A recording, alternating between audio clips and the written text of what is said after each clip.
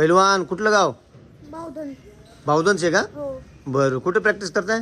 Police ground, police Satara Prabodhini. होय. हो. कोण वाजतात? जटाप्पा लावणार सर. आणि बाळूभाऊ पडगम. अच्छा, बाळूभाऊ पडगम, डबल उपमहाराष्ट्र केसरी बाळूभाऊ पडगम. त्यांच्याकडे प्रॅक्टिस करताय होय? आणि राहता कुठं? राहता इथं पलीकडे रूमवर राहतो. रूमवर राहताय होय? मग रूम भाड्याने केली आहे का? हो. अच्छा, मग खानावळीचा डबा येत असेल. जेवण कोण? आई वडील इथे आहेत का? नाही, मग आई वडील कुठे आहेत? आई वडील गावाला. गावाला आई वडील. मग इथं कोणाकडे राहताय? इथं रूमवर भाड्यानं.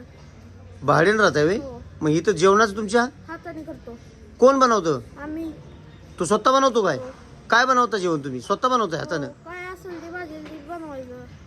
आणि प्रॅक्टिस करायची? हो. आणि शाळेचं? शाळेत जातो की. म्हणजे शाळा पण करताय? हो. आणि सकाळी प्रॅक्टिसला किती वाजता येता? 4:30. 4:30 वाजता? 4:30ला प्रॅक्टिसला यायचं सकाळी. हो. आणि इथं जाऊन आता इथून जाऊन स्वयंपाक करणार, हो. स्वयंपाक बनवून खाणार, हो. शाळेत जाणार. हो. आणि पुन्हा शाळेतनं किती वाजता येता? 4:30ला. 4:30 वाजता. 4:30ला आलं की पुन्हा पुढं संध्याकाळच्या प्रॅक्टिसला माघारी यायचं. 2 टाइम प्रॅक्टिस आहे. हो. पुन्हा 4:30ला प्रॅक्टिसला येता. हो. ते किती वाजेपर्यंत? 4:30 ते 6. 4:30 ते 6.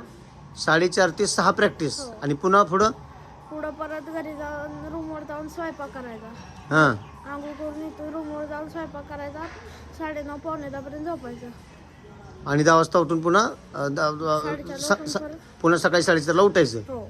अच्छा, काय नाव म्हटलं तुमचं? आयुष रासकर. आयुष रासकर. हो.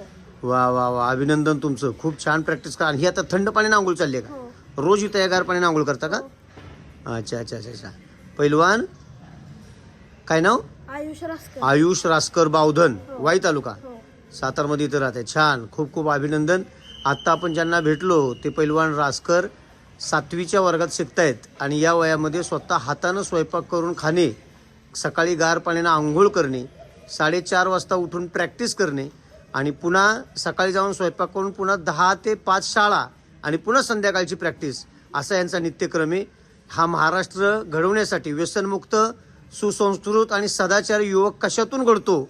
तर या लाल मातीबरोबर करत असणारी कसरत. आणि हे लहान वयापासून हे चांगल्या सवयी या मुलांनी लावून घेतलेल्या आहेत.